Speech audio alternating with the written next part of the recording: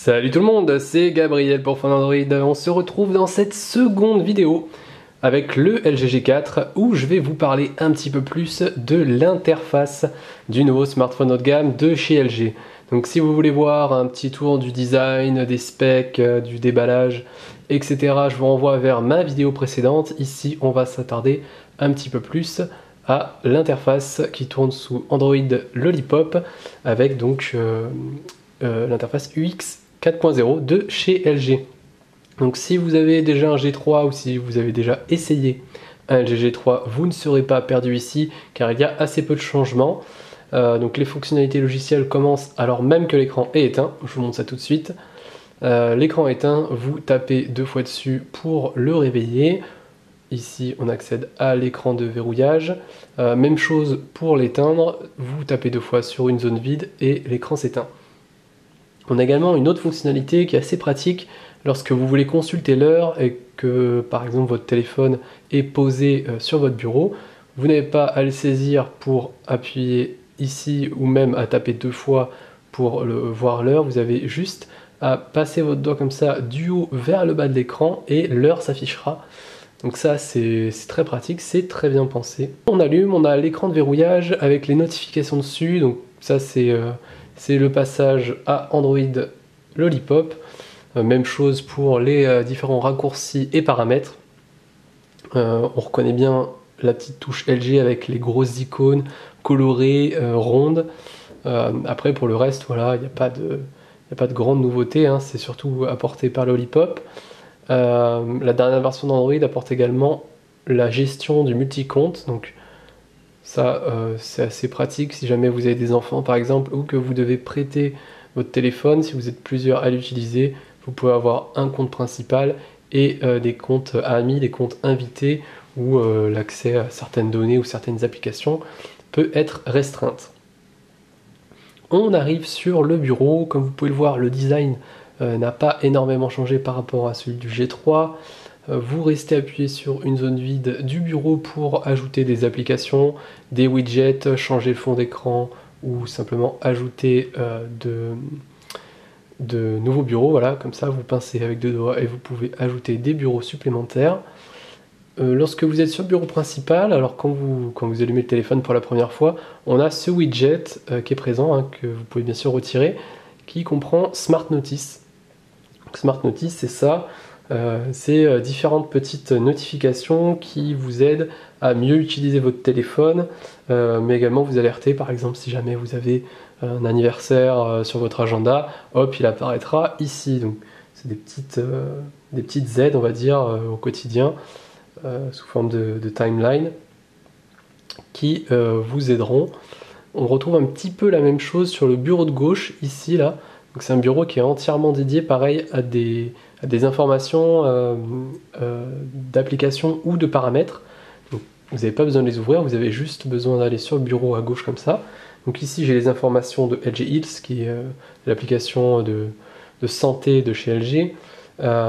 J'ai également mon calendrier, donc voilà, si jamais j'ai rentré des choses dans le calendrier, il me donne les informations en un coup d'œil. L'application musique avec un mini player, ici je peux allumer la musique, changer les pistes. Les smart settings, je vais revenir dessus dans un instant.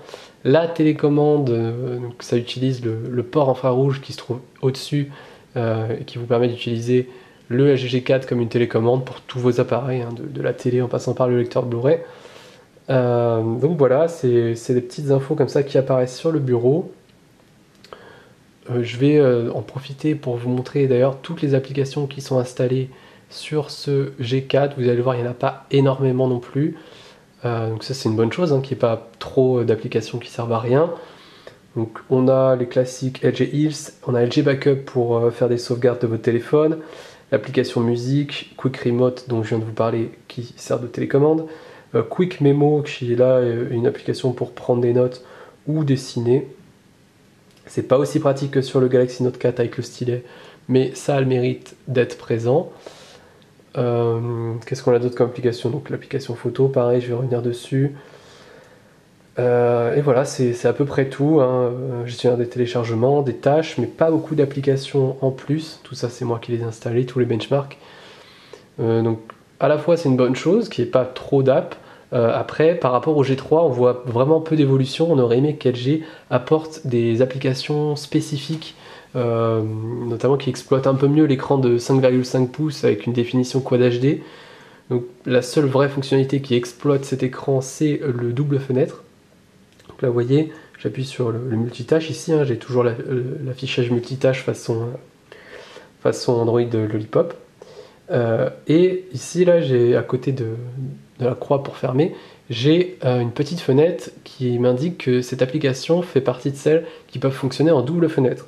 Donc pour ça, j'appuie sur double fenêtre et je peux choisir donc de faire passer une application vers le haut ou vers le bas de l'écran pour en afficher deux en même temps. Donc là, j'ai ouvert YouTube. Si je veux ouvrir par exemple ma galerie, j'ai juste à prendre la galerie, à l'ouvrir en dessous, et vous voyez, ça m'affiche les deux en même temps. Je peux inverser les deux fenêtres, changer leur taille, comme ça. Je peux l'ouvrir en grand ou carrément la fermer. On a également cette icône qui permet donc de revenir au multitâche. Donc c'est deux fenêtres maximum, hein, c'est déjà pas mal si jamais vous voulez, je sais pas, répondre à un mail sans couper la vidéo que vous êtes en train de regarder par exemple. Ça peut s'avérer pratique. Le bouton multitâche sert également de menu lorsque vous restez appuyé dessus, vous faites un appui long. Voilà, on a un accès rapide aux paramètres de l'écran d'accueil, etc. C'est un menu contextuel en fait, selon l'application dans laquelle vous vous trouvez. Les Smart Settings, donc ça c'est quelque chose qui est vraiment sympa, vraiment utile. Ça permet d'automatiser certaines tâches sur votre LG G4. Donc en fait pour ça il va utiliser les paramètres de localisation, c'est-à-dire que vous allez devoir, si vous voulez que ça fonctionne parfaitement, vous allez devoir activer votre GPS, donc votre position. Ça consomme un peu plus de batterie, ça c'est clair. Après, ça vous permet d'automatiser certaines choses, comme ici, j'ai activé le Wi-Fi lorsque je me trouve à mon domicile. Donc sans rien faire, je suis à l'extérieur, je rentre chez moi, mon G4, grâce au GPS, va voir que je suis chez moi, il va activer le Wi-Fi. Ça peut s'avérer assez pratique. Même chose, lorsque je sors de mon domicile, le son et le profil des sons il peut changer, donc ça c'est une chose. On a également le branchement des accessoires. Si jamais vous branchez les écouteurs, vous pouvez choisir d'ouvrir directement l'application musique. Le LG G4, si jamais vous avez vu mon test complet sur fond Android, hein, je vous invite à y aller pour retrouver toutes les photos que j'ai pu prendre avec le capteur. Donc le capteur fait 16 mégapixels avec une ouverture f1.8 qui permet de prendre des très bonnes photos même en faible luminosité. Mais je vais m'attarder donc d'abord sur l'application. Donc il y a trois modes. Il y a le mode simple qui n'affiche presque rien, donc rien même. On a basique qui affiche quelques options, avec notamment les modes, hein, classique, panorama, automatique, mode double. Les paramètres ici pour activer le mode HDR, le format, donc ici je suis en 16 neuvième, mais je peux passer en 4 tiers ou en 1.1 si je veux. Vous pouvez voir, je peux même filmer jusqu'en Ultra HD pour les vidéos. Ça c'est le mode basique. Et enfin le mode manuel où là vous avez vraiment la main sur tout ce que vous pouvez faire avec votre appareil photo. Donc ça va du réglage de la température en passant par voilà, le contraste, la sensibilité à la lumière avec les ISO. Donc là vous voyez, je change au fur et à mesure, ça s'adapte instantanément. Donc évidemment, quand vous passez en mode manuel, il faut savoir ce que vous faites. Hein. Si jamais vous faites n'importe quel réglage et que vous êtes dans ce mode, les photos seront vraiment pas bonnes. Pareil, on peut calculer voilà, l'ouverture, donc ça c'est pratique. Plus le chiffre est faible, plus l'ouverture est grande. Donc ça vous permet de capter beaucoup plus la lumière. Donc c'est pratique lorsque vous avez peu de lumière, même si le mode automatique s'en sort bien. Avec ça, vous avez vraiment la main. Et, alors, il y aura des concessions à faire, ça ne prend pas des photos parfaites lorsque la luminosité est faible. Mais le mode manuel est vraiment très très complet. Et ça, on apprécie. Donc, rassurez-vous, hein, le mode automatique prend également de très bonnes photos. La mise au point est vraiment super rapide. Donc ça, c'est un bon point. La capture également, oui, hop, j'ai à peine appuyé que la photo est prise. Ça c'est notamment permis par le laser autofocus qui se trouve ici et donc qui permet de faire la mise au point quasiment instantanément pour capturer la photo. Donc vous pouvez voir la qualité des photos est vraiment super. Je vais vous en montrer quelques autres, mais là encore une fois je vous renvoie vers mon test hein, si vous voulez plus plus de photos, plus en détail, parce que ici ça rend peut-être pas honneur. Donc vous voyez, les détails sont vraiment là, même sur les bords de la photo, on a des superbes détails. Les photos sont lumineuses, précises, y a vraiment un super piqué. Et même en faible luminosité, voilà, c'est jamais extraordinaire, mais là il s'en sort vraiment pas mal. Je sais pas si vous voyez bien ici. Encore une fois, je vous conseille de passer en mode manuel et de paramétrer un petit peu, ça vaut le coup, surtout pour les photos en basse luminosité. Ce que vous gagnez en clarté, vous le perdez en précision, hein, il y aura un petit peu de grain. Mais voilà, retenez simplement que le G4 prend de très bonnes photos et qu'il a vraiment rien à envier au Galaxy S6 sur ce point-là. Si vous hésitez entre les deux et que la photo pour vous c'est un point vraiment crucial, bah rassurez-vous, franchement les deux se valent niveau photo, c'est vraiment top. Voilà, je terminerai un petit peu sur la batterie. Donc on a une batterie de 3000 mAh qui est amovible, donc la coque est amovible, hein, comme je vous l'ai montré dans ma vidéo précédente. La batterie également, donc c'est pas mal si vous voulez acheter une seconde batterie ou changer celle-ci lorsqu'elle est défectueuse ou pour en mettre une de meilleure capacité. En revanche, l'autonomie en elle-même, elle n'est pas extraordinaire, elle est juste correcte, on est entre 1 et 2 journées selon vos usages.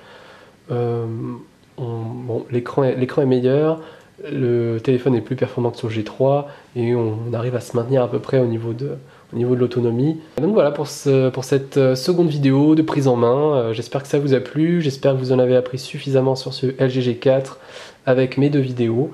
N'hésitez pas à la liker, n'hésitez pas à vous abonner à la chaîne YouTube de Phone Android pour recevoir les prochaines en exclusivité. Merci à tous d'avoir regardé et on se retrouve très vite sur Phone Android. Salut à tous!